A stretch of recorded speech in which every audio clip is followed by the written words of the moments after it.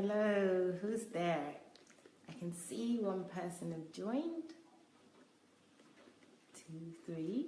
Increasing slowly. Good evening, everyone. Thank you for joining us today, this evening. Say hi, someone. How are you today?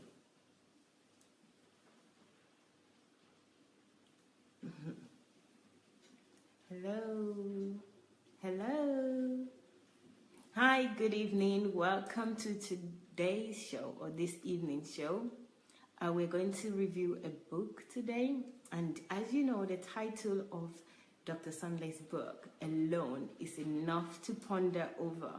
So today we are reviewing, you've seen the title already, The Creative and Inventive Power of... Innovative.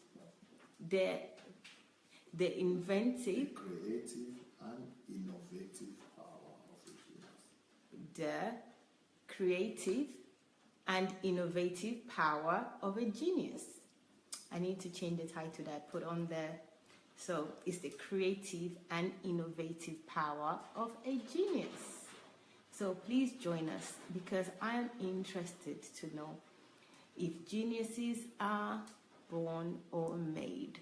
Because this is going towards the made theory. So I'm really looking forward to it. So again, I would like to welcome you. I cannot see your comments at all. So I can't say hello or welcome with names.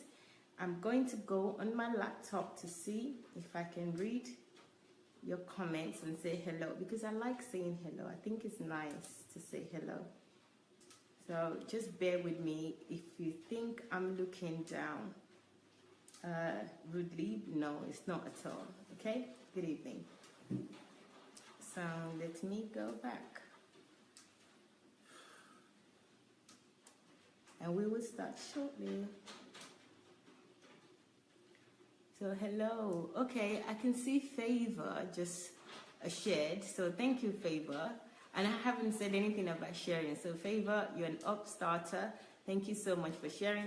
Everyone, let's follow suit with Favor and start sharing. The quicker we share, the more people will join us. And you know what happens? The more, the merrier. So please do that now. Please share, share, share. Okay. I'm just going to go on to Facebook.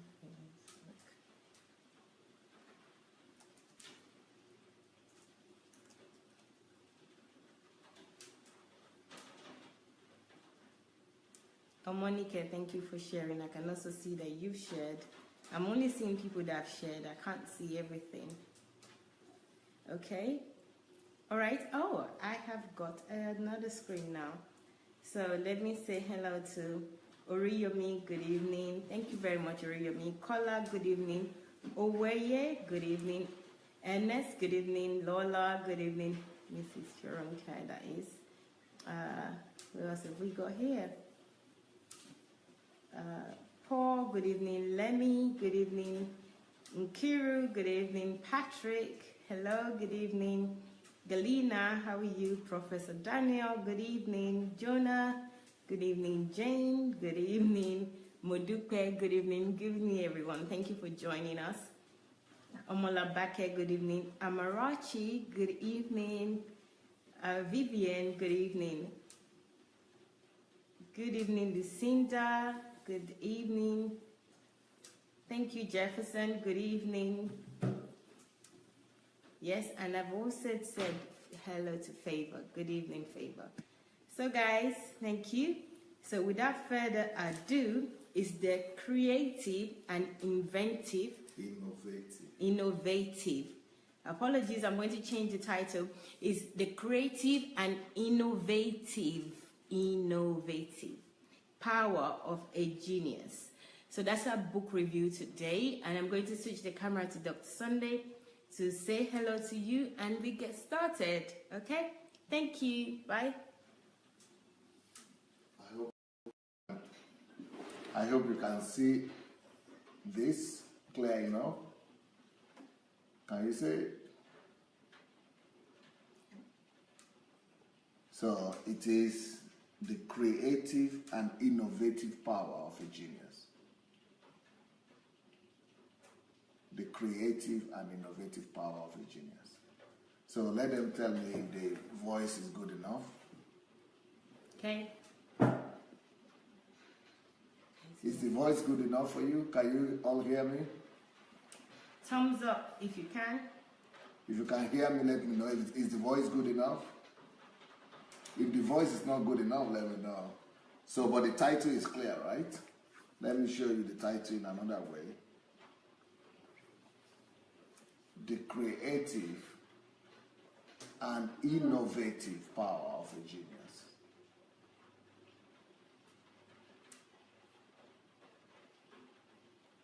The creative and innovative power of a genius.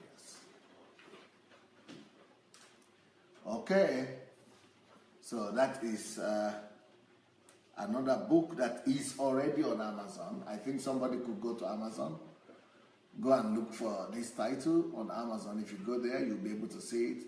And if you see it, please put the link. Let's put the link for those people who might be willing to buy it. This is what I'm presenting to you, you know, one of all those books in my 50 list. The 50 books that I've released. So I'm presenting them one by one to you so that at least you will know what to expect in them. Okay, the question that I would like to ask you, which is the first question is, what do you see in the title? I hope you are seeing it very well. I hope you can see it clearly enough. Can they see it clearly enough? Yes, I think so. Okay. Thumbs up if you can. So what do you people see in this title? The creative and innovative power of a genius. Of course, you see the word genius. You see the creative power, that geniuses have creative power. But besides that, they also have innovative power. So what is the difference between creative power and innovative power? Let me tell you the bottom line. The bottom line is, you can be a genius either way. You can be a genius either by creating something, a new idea, fresh idea from nowhere that you got, and you created something that nobody ever thought about. That is what geniuses do. But that is creation. However, it is not just people who create, getting new ideas from nowhere and bringing up new perspective that nobody has seen before, that are geniuses. Other geniuses are people who see already created product like this and say, okay, it will be good to make this smaller and make it to be the size of something like this. And it will still work the same.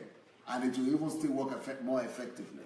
So when you make something that already exists and you bring something new to the table, you innovate, you add to it, that is innovation.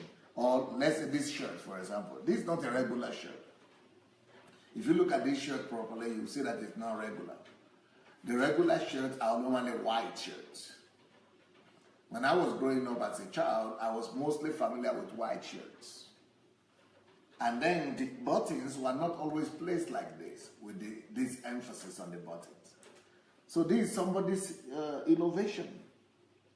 And then they have a lot of other things like this here, like this. These things are all innovations. So these innovations that they brought into this shirt makes it absolutely unique. So what I'm trying to do in this book is to let you know that you all could be geniuses. You could create a genius out of yourself. You could make yourself a genius, either of the two ways, either by getting new ideas, creative ideas, and create something new from nothing, or you could actually become a genius as well and make yourself a genius by improving on things that already exist. So this book will tell you many, many things that will make you to believe that you can be a genius, and not just believe that you can be a genius, but will make you to actually practically begin to invent or innovate.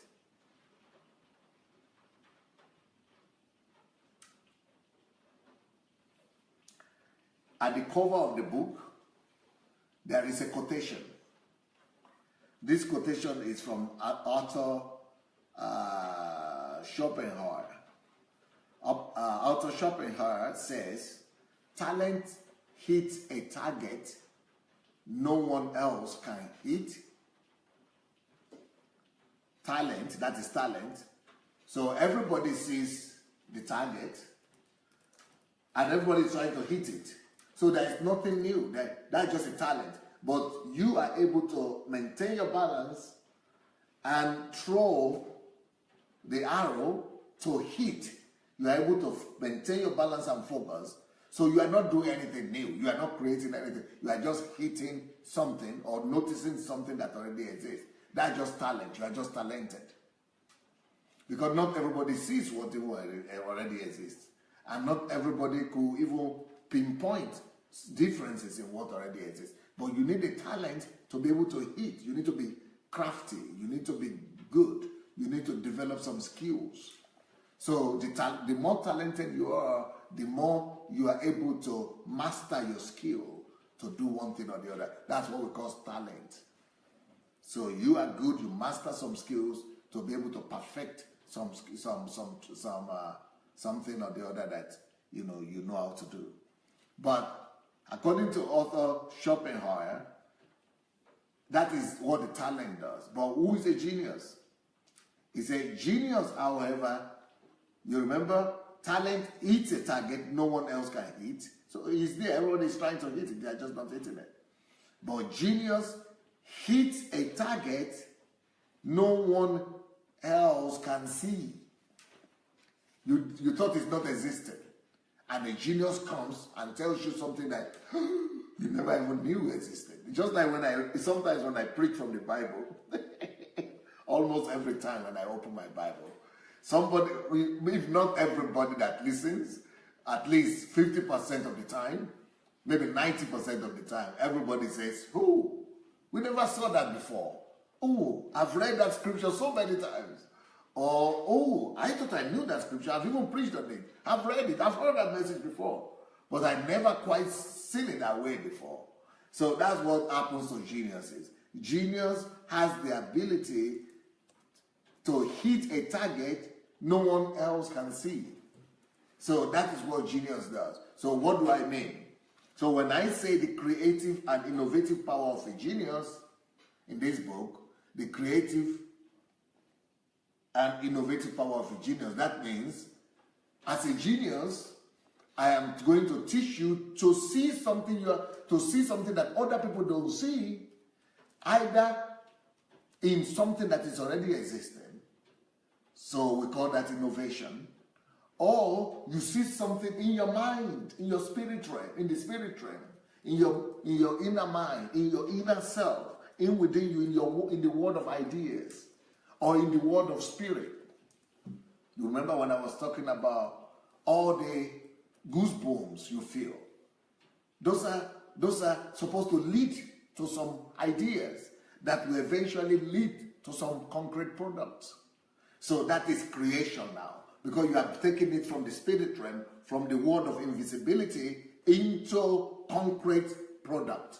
That is being a creator, like God is a creator. And when we are believers, as a believer, every one of us can become a creator. Because God is invisible. And we are spirit. And as spirit, if we develop our spirit mind, we are easily able to see in the spirit, to see things by faith. Just like it talks about Moses and the Abraham, that they saw a city afar off that is not built by hand, by human hands. They see in the spirit. All of us are supposed to have that ability to see in the spirit. So when you are able to see, and that's what anointing is for. Anointing comes to you to be able to quicken your spirit. And that is, if you don't know how to do this, then you must go and listen to my prayer series. And then another series that is called How to Convert invisible energy into tangible products. That's a whole series on my YouTube page or my blog, how to convert invisible energy into concrete products. So if you are watching right now and you are not familiar with those messages, you've been missing a lot. And then you could also listen to the series that is called Time and Work, I think. Time and Work series.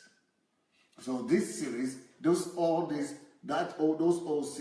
are continuous, they are intermingled. They teach you how to be a creator, how to bring things from the spirit realm, how to see things in the invisible realm and bring them and convert them to tangible products. So this is what this book will be teaching you as well. So both to see what is not visible to other people that you could improve and add to and create a product, or to actually bring a product from absolutely invisible realm and create it. That is our nature, because we carry the image and the likeness of God Almighty. So before I go into the book itself, from what I have spoken about so far, I want to hear your mind. I want to hear your mind from what I've spoken about so far. So I want you to comment on what you are getting and what you are thinking. And I'm going to tell Mayowa to read out what are the thoughts that are coming to your mind? What are you getting already from what we have said so far before I continue?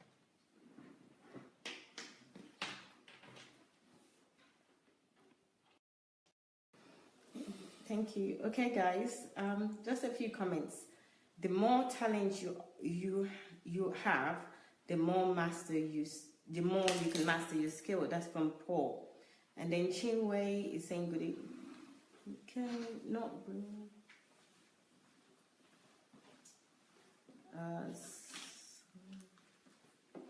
Okay, guys, I'm looking into each of your on another device. We have Martina saying, Shalom. I read your book, Money Would Make You Rich. I am blessed reading this book. How can I get mentored from? Okay.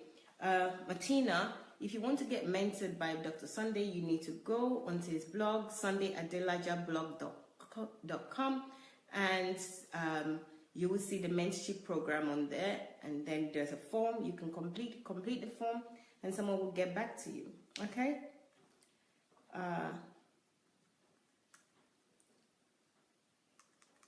Can't see comments, guys. Send your comments. Send new comments about the question Dr. Tunde asked just now, please.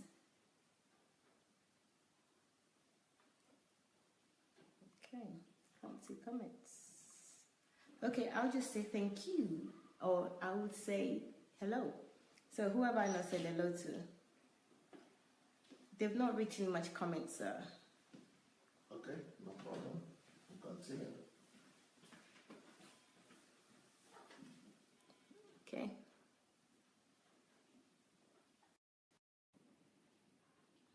The camera is to you.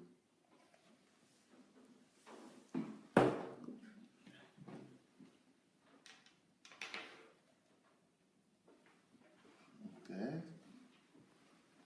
Do we have to correct the lights to remove it from the... Is it not reflecting somewhere there? Yes, reflecting in the back. Yeah, can we move it backward?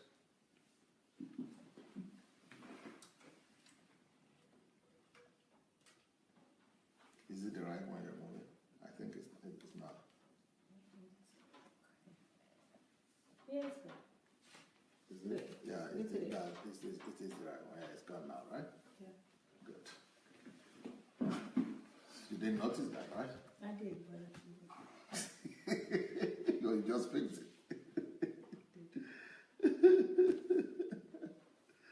Details. Details.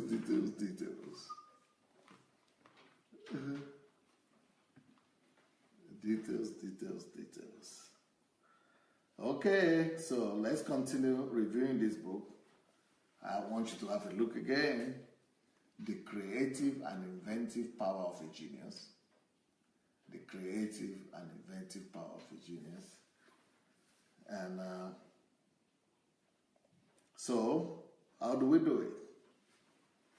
Let me give you some hints from the book. I thank God that somebody has put the link for you. So you have the link now. So one of the ideas that you come across in this book is the concept that geniuses are not made, they are born. And if you have been listening to me for some time, you probably know why and how I came across this idea. You know my story. When I was growing up in my village, and I used to look at the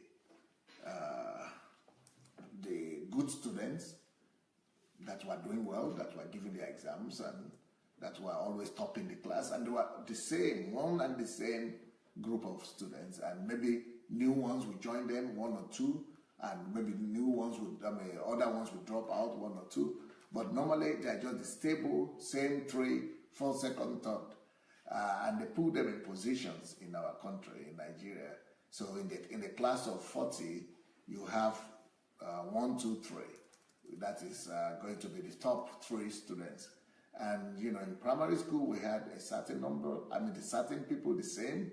And in secondary school we had the same number of people always topping the class. And I used to think, since they are the only ones topping the class and we are so many, it means we are not just lucky. We are not smart enough.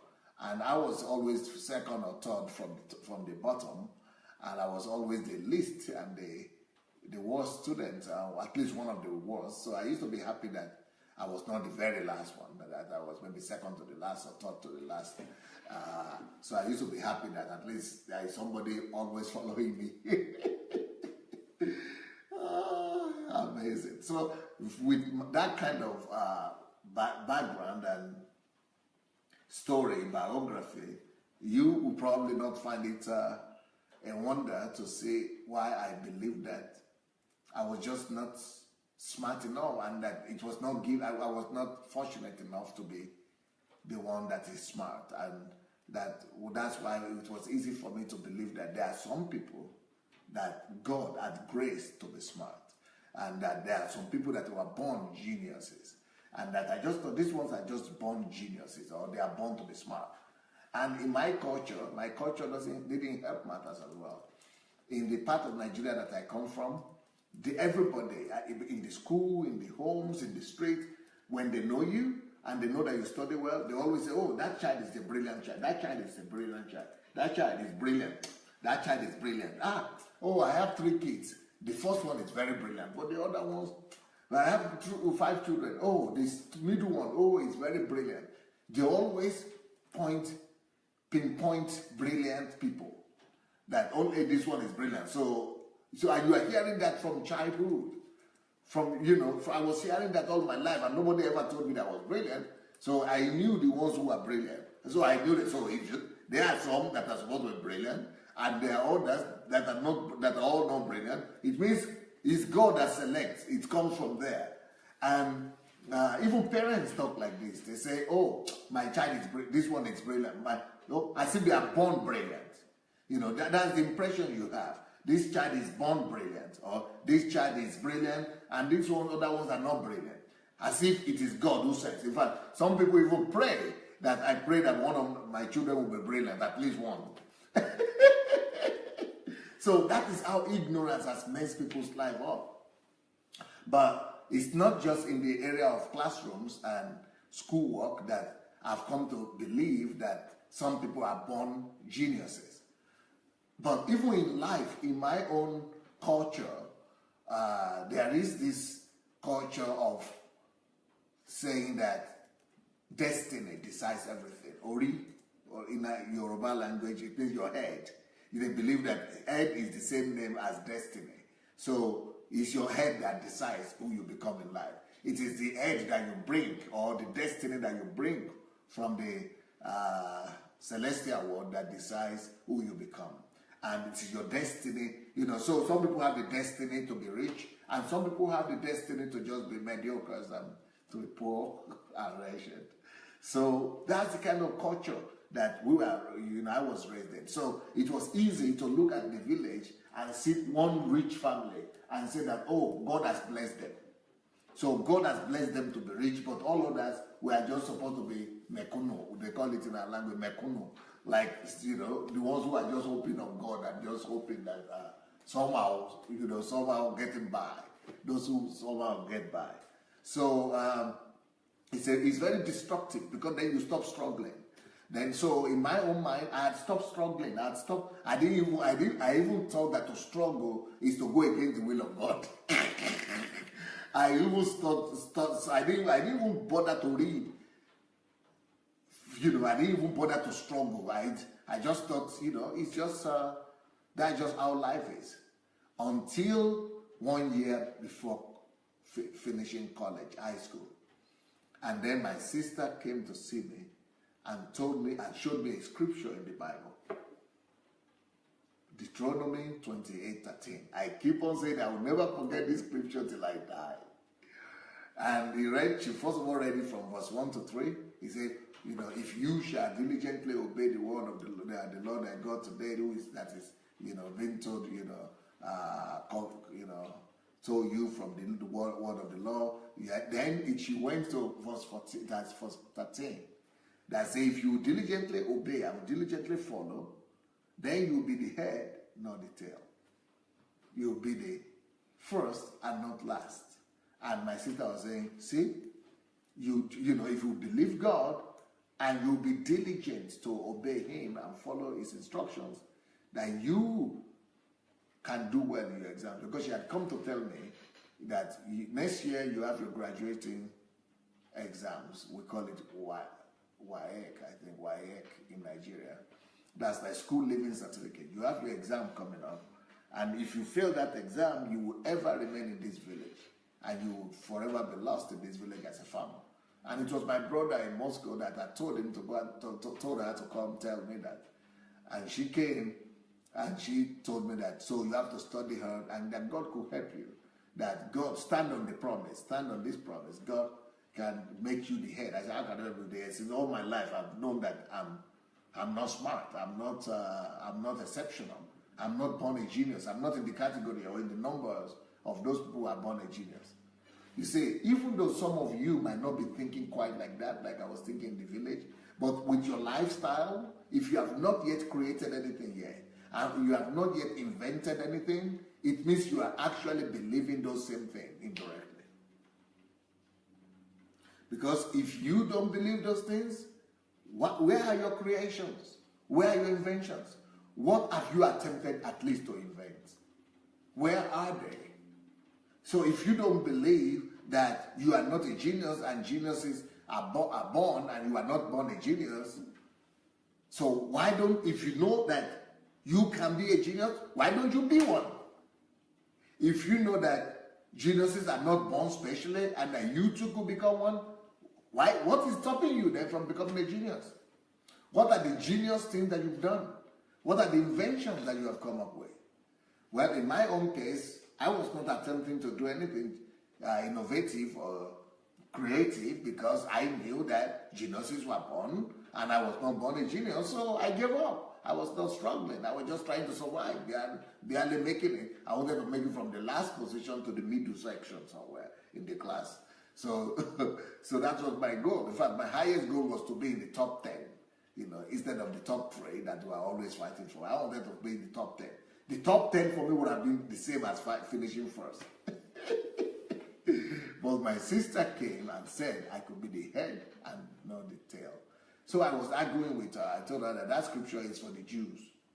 So she took me back to the verse 1 there in Deuteronomy chapter 28 and said, he said, if you shall diligently obey the Lord thy God today, he said, did he say, if you, the Jews, shall diligently? I said, no. He said, is there any name there? I said, no Jews. I said, okay, it's for Europeans. He said, okay, let's go ahead and see then. You see, does he say, if you Europeans will diligently obey? I said, no, he didn't say, So my eyes started opening little by little. I said, okay. You mean, what about me in the village? I mean, maybe the ones in the city, in Lagos and in the city, big city. He said, but where is it written there? I said, no. He said, if you shall diligently, you, it means who? You or who? I said, anybody now. So it's anybody. Since it's anybody, I said, anybody? My eyes just open. You mean God will, He will actually make me the head? If I would diligently make me to think, that's work hard. So if I could just work hard, diligent. You mean diligent alone? Just working hard, doing my best, and then God will do the rest? She said, yeah, but that was written. I said, you mean it? He said, yeah. That was when I decided to give it an attempt, a try. It was 1 year left from before I finished. I was in Form 4. So we had five forms. So 1 year left before I finished, I graduated. And I started reading like crazy. I started pushing myself. I couldn't believe what happened when I graduated. I beat everyone else in that school. Only one guy got one credit more than me. Otherwise, I just came from nowhere. I became the best student. In fact, even the guy who got more credit than me by one, because I had more than necessary credit, but just eat 9 subjects. So instead of 6 or 7 that I did. But he didn't even get admission because he was getting CCC. So he didn't get admission to the university. He had to go and take that exam again. Whereas I got a scholarship. And I am where I am now. But that opened my eyes to know that, that was my greatest revelation. The first revelation of my life is geniuses are not born. Geniuses are not born. They are made through hard work. So this story is in this book, but not just the story, a lot of other principles also that are responsible for the creation of a genius. You could make yourself a genius, my dear. And the sign of your being genius is you will innovate if you are a genius. If you are a real genius, you will create. If you are not creating anything, you are not innovating anything, you have not woken up the genius in you. But that genius is sitting down there. It's sitting in you. And so, Maiwa, try to see if anybody is commenting this time. Nobody is commenting? Okay. I want to hear your comments. What do you think about this? Do you think it's just a fairy tale? Or you think it is possible for you to become a genius? So that is the first principle of this book that you will see on Amazon, that is called The Creative and Innovative Power of a Genius. I like the way genius is written. It's written in gold, in diamond. All kind of pieces of diamonds put together to make this really illustrative. The creative and innovative power of a genius. Wake up that genius in you. I've just given you the first key in this book, that is, geniuses are not born, they are made through hard work. Hard work is what makes them. So through hard work, you could make yourself a genius. If anybody had told me, back then I couldn't, thank God my sister came with the Bible. There was no way I was going to believe it. Even a lot of grown-up people still now will not believe that they can do the same thing like Albert Einstein can do, Isaac Newton. If we work hard enough, we could actually, all those who are not better than us, we could achieve as much as they achieved if we would just work hard about it.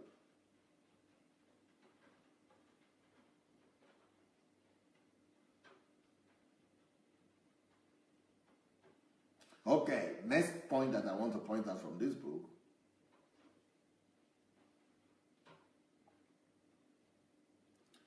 You could actually discover your genius by doing what you love to do. So there are keys in this book that will show you how to become a genius just doing what you love to do. And there are examples in this book of great men who became genius from being told that they are nothing and nothing will ever come out of their lives. But hard work led them into discovering their genius.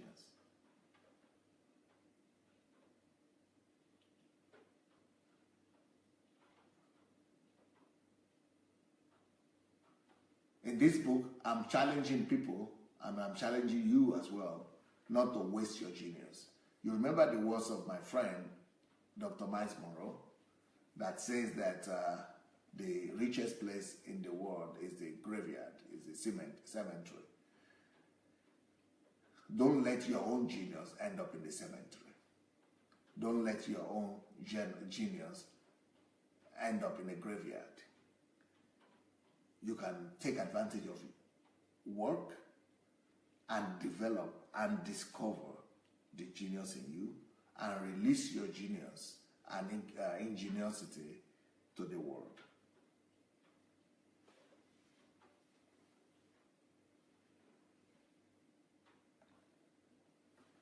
Another thing that we have written here is that hardship could act as a catalyst to discovering your genius, to discovering your ingenuity. Hardship, you could actually convert hardship to your partner in discovering your geniusness, in your ingenuity. Hardship, don't look at your hardship as an excuse. You know, many people look at hardship as an excuse why they could not discover their ingenuity and who they are, you know, their uniqueness, and where they could not become the great person that they could become. But in the real sense, you could actually, and this book is talking about that, talking about how you could take advantage of hardship and discover and wake up your genius, wake up the genius in you through the hardship that you are going through. Now, you remember what I told you in the beginning about the belief system that I had, that because, you know, that in our culture, that people who are told that it is your destiny, your fate, that actually informs who you become in life, and that the rich people is because destiny, God has decided, or somebody has decided that they will be rich. If you are academically progress, you are good, people say, oh, because God has decided, or fate or destiny has decided that you will be smart.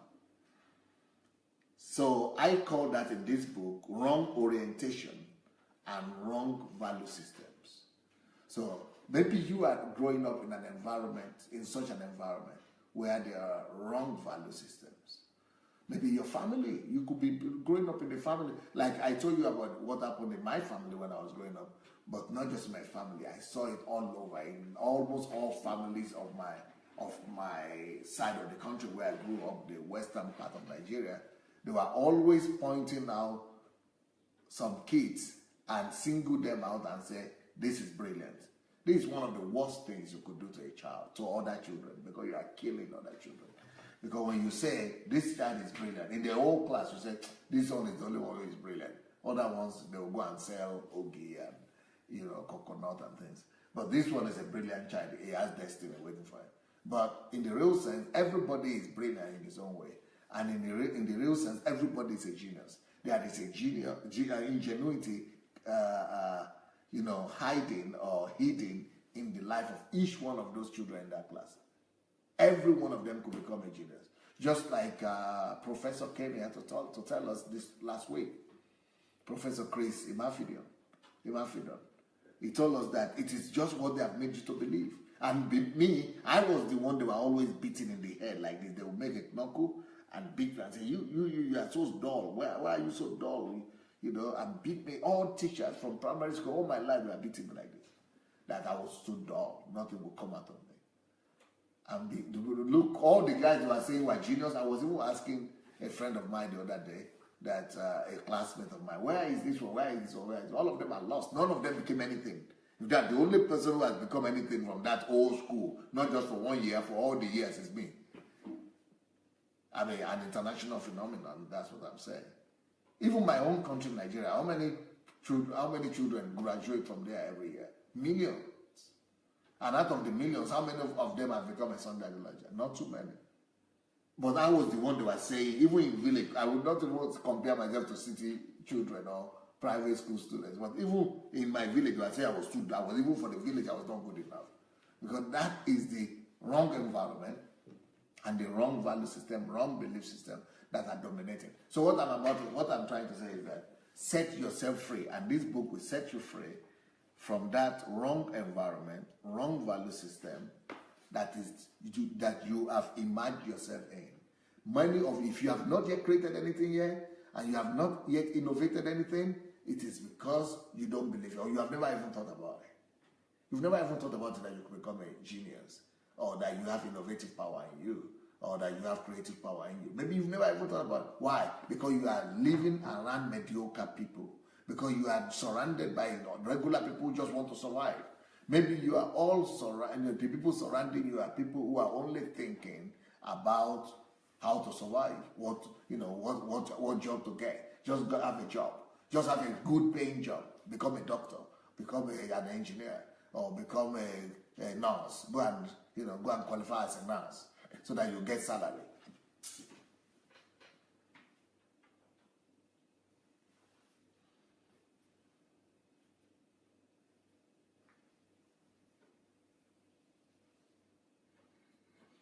I hear all this slave talk, especially among African women these days, who are abroad, who are overseas. Even the ones who are in Nigeria, they want to become nurses so that they will go and get a good job and good salary. Their mind has been brainwashed.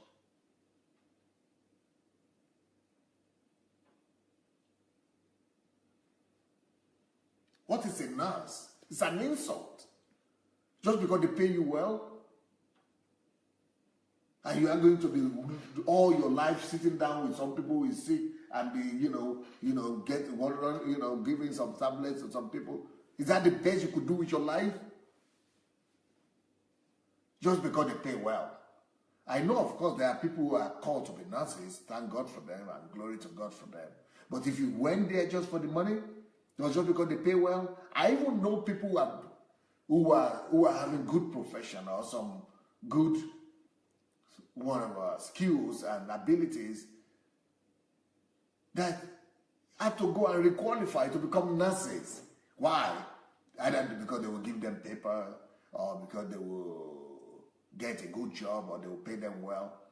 And some of them are killing themselves just being nurses, doing all kind of horrible job with, just working themselves to old age. Look in yourself to discover yourself. This is what this book will teach you. Look in yourself to discover the creative and innovative genius in you.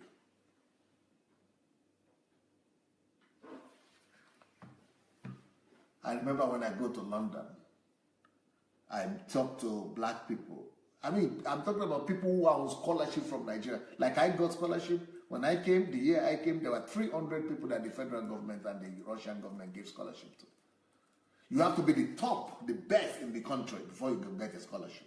I think it's not only in Nigeria, maybe in Africa, in the developing country, before you can win a scholarship, you've got to be the very best. Or unless you have people who have long legs to help you and fix it. These people were studying here with me in Russia. They became doctors, they became engineers, all kind of profession they were getting here when they were students. And now they get to England, because they needed to quickly get a job to make money. Some of them are working and they are just looking at it from the perspective of what pays well. They just go out and waste their whole life.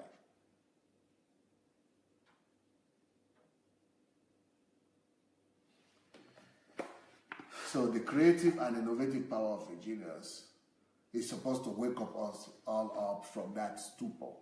You might think you don't believe it, that geniuses are born and it is fake, but you might not even think about it because you are in such an environment where you are not even thinking about leaving a memory or a memory about yourself, where you are not even thinking of creating anything. How many black people think about creating anything or inventing anything? Because the way they tell us is, oh, but I'm not a scientist, why should I even think about it? No, you don't need to be a scientist to create or innovate. I'm not a scientist, but if you know the things that I've created, and I'm creating, you'll be surprised. Any one of us could create something. We could innovate something. We could create something. I'm not just creating, I'm teaching people how to create. And all of us can. All of us can. So don't believe those lies when they begin to tell you that you can only create because you are a genius, or you are a scientist, or you are a PhD holder, or you are a professor. I mean, go and listen to what Professor Chris Imafidon spoke about. He is a professor and in Oxford, teaching in Oxford, and his children are regarded as geniuses. And he said it's a lie. It's a lie. Nobody's a genius. All of us are genius. That's what he said. And when he's the family that they call the smartest family in the UK, maybe in the world. And he says it's a lie. It's a lie. You know, nobody is smarter than anybody. Nobody is smarter than anybody else. It's just about what you've allowed to get into you, to get into your mind, what you have believed. So this book is supposed to raise you up from the world of the ordinary, from the world of the mediocre, from the world of just people that have been at the backside of life. Most of us have just been put at the backyard of life, just to survive by going to make a living. Go get a job. Just thank God that you got a job.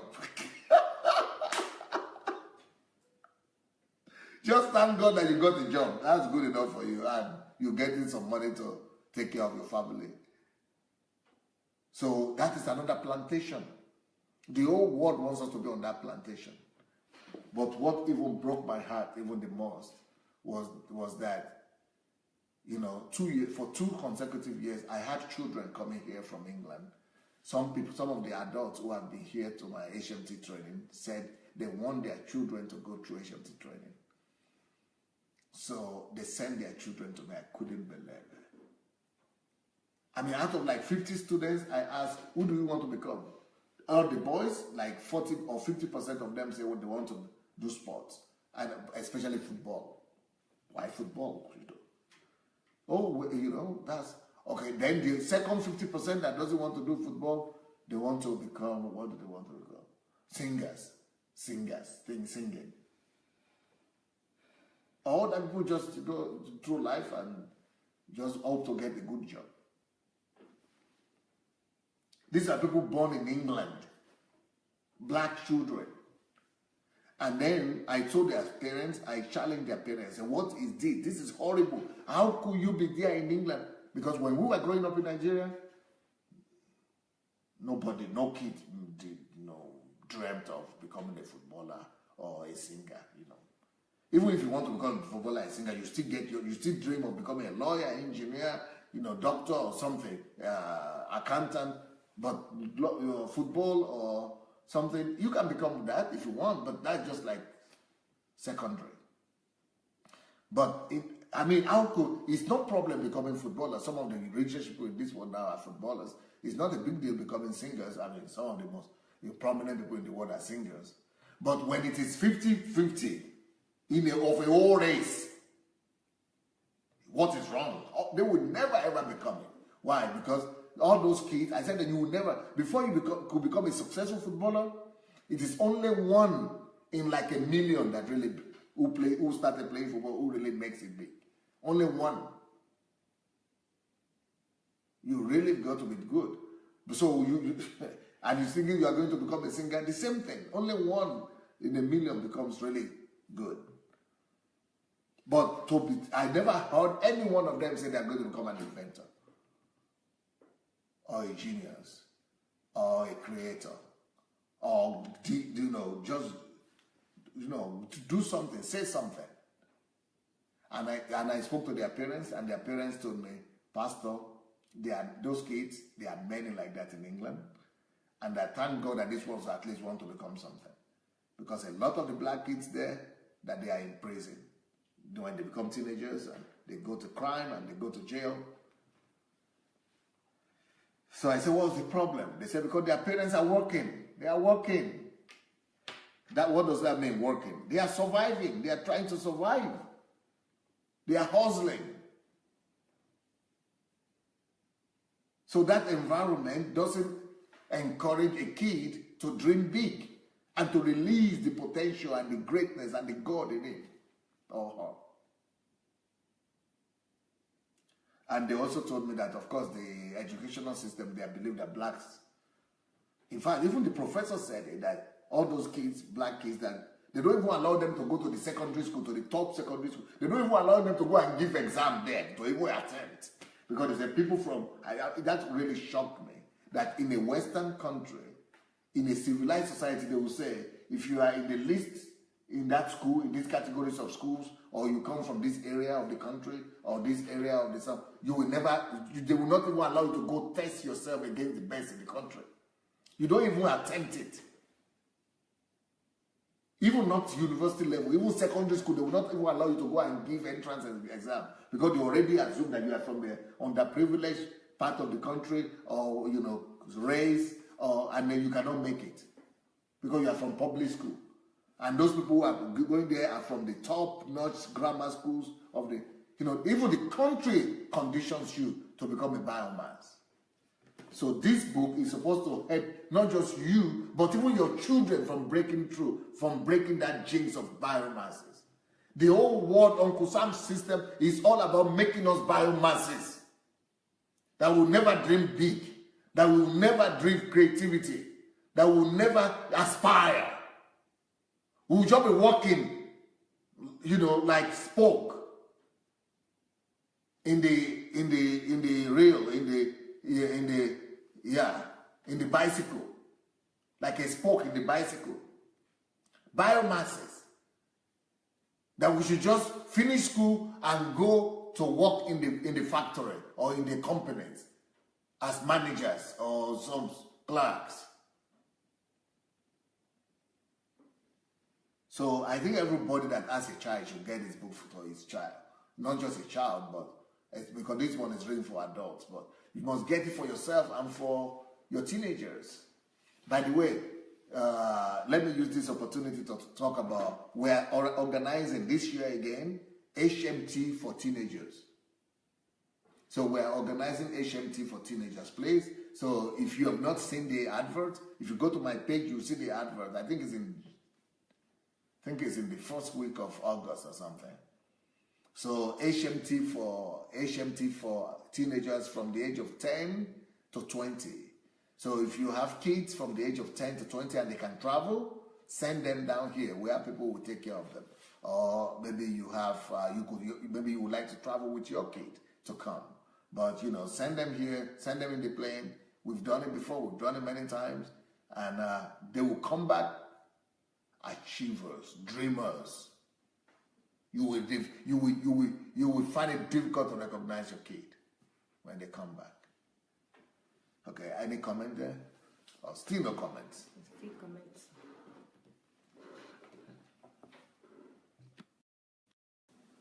Hello everyone. We've got a few. You have the dates for the? I think it's the 3rd of August. But I have to check the teenage. But they have to write. You tell them, give them information to write to the guest or to go to. Okay, if you're interested or you have children that can attend the teenage HMT, I believe it's from the 3rd, but the poster is on Dr. Sandey's page, so please check it out. But in any case, you can write to guest@godembassy.org/visit. So you would see information. No, that is not /visit. It's on the Adelaj's blog /visit. Oh yes. So yes. Check that. Okay, guys. When you write to yes, embassy, yes, there's no slash. yes. So the email to write to is guest@godembassy.org. No slash. But no slash. Guest@godembassy.org. But you can also go onto the blog where you would find the details in SandeiAdelajablog.com, then /visit. There will be a form on there which you can complete. But the poster or the ad for this program for HMT for teenagers is on Dr. Sandei Adelaja's page, so please check it out. Secondly, there's another announcement regarding the people that are complaining that their devices is freezing every time. It's frozen every time Dr. Sandei is speaking or when they're trying to watch a video. We've got news or information that that Facebook updated their software, and every time Facebook updates their software, like every 6 months, Yeah, like every 6 months, there is a problem with devices. You also need to upload Facebook again on your device. The problem is not so much on the computer itself or desktop or laptop, it's more on the device. So you need to maybe delete or re-update your own Facebook app on your devices. So please do that. Someone write that. Yeah, I've already put the note. The note is on the Dr. Sandei Adelaja's name. It's on there, so you can also see it. So a few people that have made some comments. We have Dex that says, "This is true platform. God is working." This is what? True platform. Truth platform. Truth. Yeah, truth platform. God is working. We also have Inway saying that, "How can one harness an idea to make it creative?" That's what the book is about. Okay, so for Inway or anybody else, this is what the book is about. The book title that we are reviewing today, which is, before I say it wrong, which is The Creative and Innovative Power of a Genius. So please check out the book. It would help you to answer that question. So Adeola has already put the date for the teenage HMT. It's from the 8th to the 11th of August. So it's the 8th to the 11th of August. The children should be, or teenagers, excuse me, should be on holiday at the time. So you can plan for your teenagers to attend from age 10 to 20.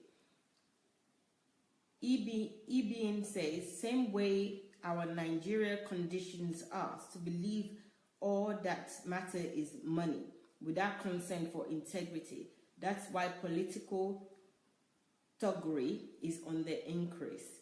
That's EBN that's saying that. Vivian, thank you. Vivian is also giving the date for the teenage HMT.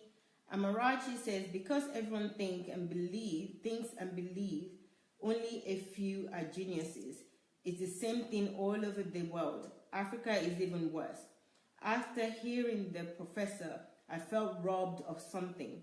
The knowledge that I could be anything I wanted. I could be a genius and inventor. It makes me so upset." That's Amarachi. That's very honest. Thank you, Amarachi, for that.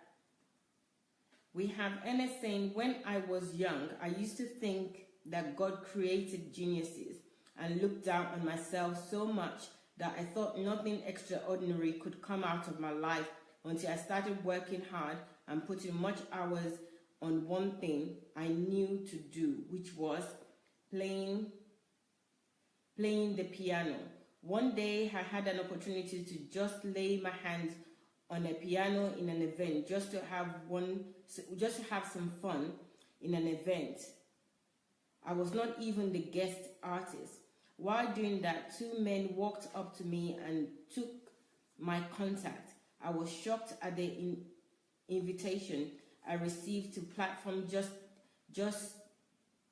that fun tune in one of the biggest concerts in Lagos in those days. That single performance overwhelmed all the great and outstanding artists that had performed before me. Almost all of them came to me almost like they worshiping me. That was when I discovered that no, geniuses are created through hard work." Thank you for that, Pastor Ernest. Then we have, "That's true. They want us to be biomass, Uncle Sam Systems." That's Omonike saying that. Darlene says, "Yes, I can do all things." P says, "No one teaches this to an average African child. All he is told is to choose a profession that can help him make more money." EBN says, "I understand there is dignity in labor, but one must do what makes them happy. That way you can reach your full potential." Then we have EBN saying again, "Teachers in Nigeria look down on struggling children without knowing Everyone has got God-given potentials. Ibian says, again, very wrong belief system. Uriyomi says, geniuses are not born, they are made. DSA. Up the genius in you. Wake up the genius in you by hard work. That's Uriyomi saying that. Discover your genius by doing what you love. That's Uriyomi again.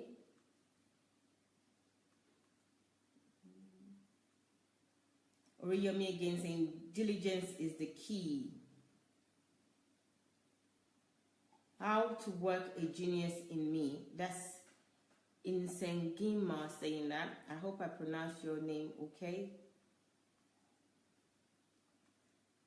Another wonderful time to hear the word of God in an amazing dimension. That's Agbola saying that. Please, can you remind them about the evening in 1 hour? Okay.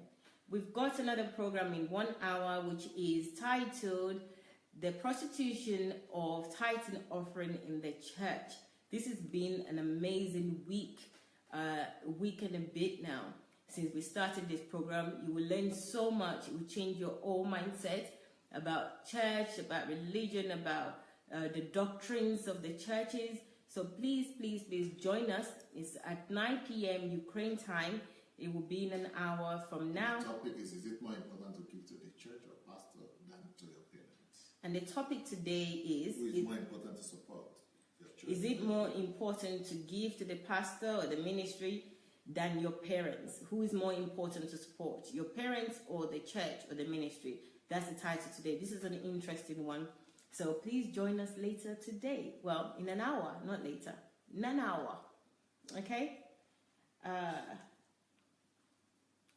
Happy to watch you live. That's Uba saying that. To be a genius means you need to create something out of nothing for everyone in a great dimension. Reaching to greater heights, and a talented person can be innovative. Discovering or creating things from existing ideas. That's my understanding for now, sir. That's Paul that's saying that.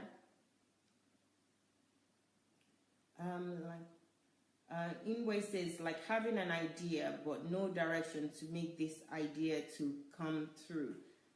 I think you definitely need the book, so please get the book. Let me see if there's any more new comments here. Wow, MJ saying. Okay. So that's it in terms of comments. I can't see many comments at all. Okay, no problem.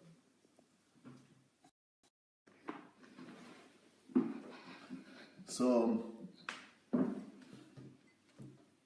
thank you, everybody. You saw the book.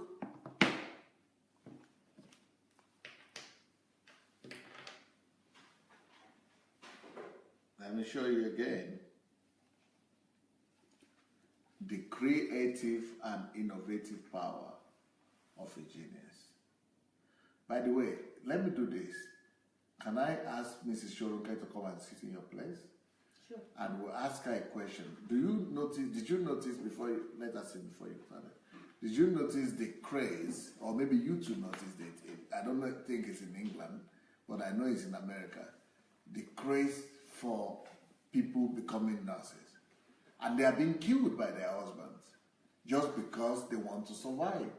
And even some husbands compel their wives to become nurses. And I know even wives that are traveling from East Coast to the West Coast almost every weekend or every week. They are killing themselves just because they make more money that way. Is it true that people are not looking at who they are made to be, what God put in them? All they could become is just about the drive to make some more money. That is what people are living for. Then they break down and die. Or their husband get jealous and kill them. What do you say about that? Is that a real thing that's happening? Hello everyone, good to see all of you on the platform. Thank you very much, Pastor Sandey, for putting me on the spot. You should, because you live in America. You should yes, and also I trained to be a nurse. So I you definitely. trained to be, yeah? Yes. Not because, or you live for economy too? No, mine is a totally different story. I honestly would tell you that I don't believe God wanted me to be a nurse. Okay. But I felt that I needed some kind of education, some kind of certificate to say that I went to school, and so I studied nursing, because taking care of people, to me, I didn't even need to be paid to even do that. But while I was studying nursing, though, to my greatest disappointment, I came across a lot of people that were doing it purely for the money. When you were doing it, it was even not as bad. Now it's worse. Absolutely. During the time I started practicing, because basically I worked in elder homes, and so that's a lot of medication pushing and so on and so forth. But I noticed things at my work where the nurses would come in and they wouldn't even give the medications that they're supposed to give. Or they would try to give 3 medications at one time it was just horrible. I could see that there was no love of the profession. It broke my heart. So I began to question my fellow nurses. Why are they nurses? And the bottom line, both the men nurses and the women nurses, was that it was a great way to earn an income. But what I saw, humans were not treated right, to my own self. And I just happened to be opportune to work with 2 other nurses. I usually work the graveyard shift. In America, in California, graveyard shift is where you work the nights, like 11 till 7 in the morning. And the 3 of us were Christians, and we worked very hard to make sure that each patient had the right kind of care, because that was our whole reason, was serving. Yes, we did get paid, but on our mind, we knew that we were accountable to God for the care of these people, even to the extent that we would even argue some issues with our supervisors about medications that needed to be changed or needed to be stopped or needed to be added. I mean, we really started getting involved in issues that was a little touchy for the nursing institution. But just like Pastor Sandey was saying, that was back in that time when I practiced, which is several years ago. I practiced in the 90s. By the time I had my first pregnant with my daughter, I really didn't do much in the profession anymore. So I can say maybe I averagely worked maybe for 3 years or plus. But I had an incredible record, a very, very good record of my nursing practices. But I feel very, very sad when I started to hear the news about how women were being killed because, according to the reports now, that their husbands could not take the financial independence that these women had after their training. And some of the stories were of men who actually got their wives from Africa and brought them to the US just to train to be a nurse. They invested in that. And when she became a nurse and she just had this financial up to her, it became an issue. Very, very sad. We've lost a lot of nurses due to the fact of this sacrifice, in exchange for money. So yes, Pastor Sandey is absolutely right. A lot of people are driven into the nursing profession because of its income. And let me add to this too, to let you know that a lot of the nurses do 12-hour shifts that I know in California. I don't know how it works in the rest of the world. So you can imagine it's no more working 8 hours a day. Now you're doing 12-hour shifts. I don't know how it's done, but they do that. I observed as I was practicing nursing that people did a lot of overtime, and I tested it, and I realized the overtime for me wasn't worth it, because Uncle Sam takes so much of your money just because you're working hard. But they always used to tell me, yeah, you're going to get it back on your taxes. So I calculated it myself and looked at the taxes. To me, it wasn't worth working overtime. Maybe just one per check probably might be reasonable, but all the others were just working for Uncle Sam. I was surprised when I tried to explain it that people still they were not interested at what they were not getting. They'd rather stay on what they think they are getting. But I think that if you put your pen and paper and start calculating, you really see that what you think you're earning, you're not really earning at the end of the day. So yes, we do have some nurses that worked for the love of the profession, but we have many more that are basically just working for the money and treating the patients horribly. You know, I don't know how I can contribute to this. I have a couple of ideas because we're my age, we're getting to that place too where we're going to need some help and some care. So if we don't start working on correcting this issue, you know, God forbid that it will be us finding ourselves in that kind of issue and won't be able to do anything about it. So for you that are called into nursing, wonderful, great. But for those that are just doing it for the money, I would say please take some time and reconsider what you really want to do in life and just use it as a stepping stone till you can get to what you really like. And I would beg of the nurses, please encourage each other to treat people right and do the right thing. But does that only pertain to nursing only? Or there are some other professions that are just like that? Yes, there are some other professions that people basically pick. I mean, it's just like the story that you talked about, Pastor Sandey, is that people just say, okay, I want to be a lawyer because lawyers make a lot of money. I want to be an engineer because engineers make a lot of money. And, you know, it's really interesting that if you're doing it for money, let's say you're even doing it for money, it would be nice that you actually really calculate and see. Because, okay, when I first got to America, people would say, oh, I got a good job. I'm going to make $70,000 this year. And I would look at them, I would say, now, wait a minute. Do you understand that at least 40% of that 70,000 is not going to be in your pocket? I never understood how people couldn't calculate that. And that's just Uncle Sam. Let's not talk about state tax, city tax, tax when you go and buy something, tax, you know, add all that up. We are looking at about 55%, if not more, in other nations already is not your own. And the one that is left, you already know that's not going, you're not going to survive on it. So what do? You go get a credit card. Not one, I've seen people stack them up. So now there's a whole load of debt. Your income is small, and then just as Pastor Sandey described it, you are now struggling and trying to survive, you know.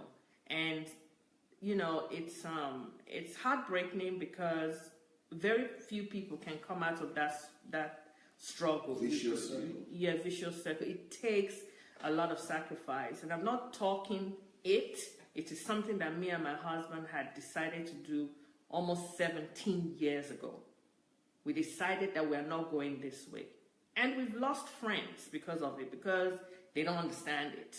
But we carefully studied it. We listened very carefully to the urge of God, showing us new ways that we will not walk in that path and be trapped. You know, but it takes working. You really have to make some real sacrifices. You really have to not think about what people will think about you. I remember one of the places that we decided to stay, somebody was going to come greet us. And I was watching at the window as the person kept on turning around and reversing back out. I mean, the person was in disbelief that we lived where we lived. And I was like, wow, you know. But we had an understanding that, you know what, we have to live a certain way if we're not going to be trapped in this economic disaster. It was too good? It was too simple. Oh. We are always criticized as being very simple people, but what it is that what we do is we live a life where we can be free to do many things that is not our profession, but we believe that God has called us to do. We are not 100% free, but we are going to get there very soon because of all the sacrifice that we decided to do financially and in other ways too. So if it's a profession you love, fine, but if it's not, please, you know, take some time out, read this book that Pastor Sandey is talking about, there is a genius in you. Some of you already know it, you just don't know how to take that time out to discover it. So I would just encourage you, take a little time out and just look into what God has invested in you and begin to work on those so that you can pull out of the Uncle Sam system and be free to be able to do that which God has called you to do. So I'm believing that, what Pastor Sandey has shared with us in that book will encourage us to go out and take a look at that book so we can develop ourselves to a high level and we can be free from the rat race. Thank you very much. Okay. Now, I want to say something that Mrs. Shoronke said there, because she was giving argument, very good argument, to why people should even not go for money and not just do things for money. She said, for example, some people who say, "Oh, I will make 70,000 this year," they are not even considering the economy. But she had said before that even if you are going to go for the nursing, and then you are because of the money, but you should also calculate that is, most of that money will not even come to your pocket, and that is only for Uncle Sam. Yes, but that is even secondary. What we should all be thinking about is, I am not even supposed to be considering. My number one consideration shouldn't be survival. My number one consideration shouldn't even be how much they pay, how much they don't pay. That should just be a consequence, a natural consequence. You shouldn't even think about that to make a decision. Your life, it's about your life.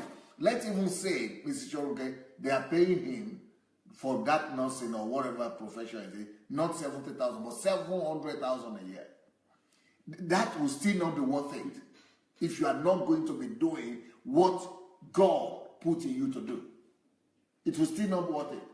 Even if it is going to be $7 million a year, it will still not worth it. That's what I'm saying. So we are not supposed to live in an environment or whereby we are forced to a corner or to the wall just because we needed to, provide, eat or provide the bill, house rent. They will be taken anyway. Just that shouldn't be the decision, the thing that we are spending a whole life on.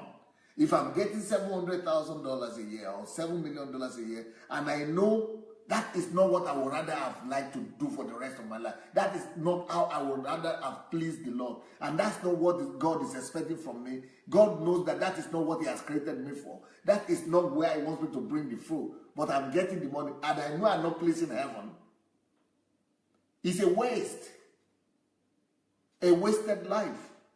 It's just like Marijuana now. Why is she here in Ukraine? She could be back in England and just be going to work. And be going to work for the rest of your life. You get old, then you look back and then discover that, my God, what happened to me? How could I have wasted my whole life? It's not just wasting your car or wasting your house or wasting your water or your drink or your whole life. Just because you needed to sustain yourself or you needed to get money. We should know that life is more than these things. Just like Jesus was saying, He said life is more than what to eat, what you eat, or what you drink, or what you wear. Life is more. What is life? Life is about purpose. Life is about the mission that you are sent here to accomplish. Life is about the Creator who made you and for what He created you to do. Life is about mission. Are you been living for that purpose? Are you carrying out that mission or not? That's what life is about. So it doesn't matter what money that profession gives you. It's about living your life worthy, a worthy life. And this is why this book is going to make you to look inward.